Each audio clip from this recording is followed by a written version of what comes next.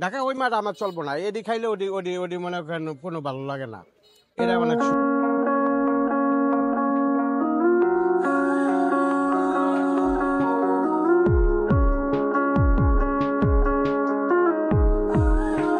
আমার নাম কমল ঘোষ। এই ব্যবসা আমার 32.5 বছর ধরে চলছে।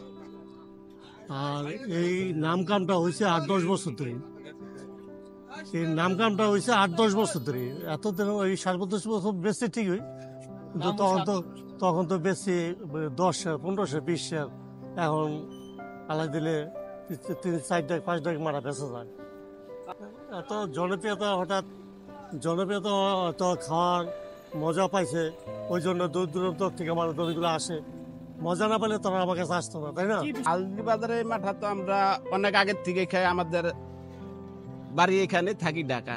এখন ঢাকা যাচ্ছি, ঢাকার পথে খাইয়া যাচ্ছি আর কি। ছোটবেলার থেকে আমরা এদেরকে চিনি, অনেক মজা হয়, খুব ভালো হয়। আর ঢাকার থেকে তো অনেক লোকে আসা যাওয়া করে, বিশেষ করে শুক্রবার, বৃহস্পতিবার আর বুধবার হইলে অনেক ভিড় থাকে। আপনি তো পরিবার নিয়ে আসছেন দেখলাম। হ্যাঁ, পরিবার নিয়ে এসে মাঠা খাওয়ার জন্য এখানে নামছি। তা কোনো 2 নম্বরই কোনো কাজ নেই। এটা হলো গায়ে দুধের 1 নম্বর গায়ে দুধ, এবং এটাতে টক দই তৈরি হয়। টক দইয়ের পরে এটার মধ্যে চিনি, লবণ, চরস, এই বরফ এটি দেওয়া হয়, আর কিছু এর বেশি কিছু দেওয়া হয় না।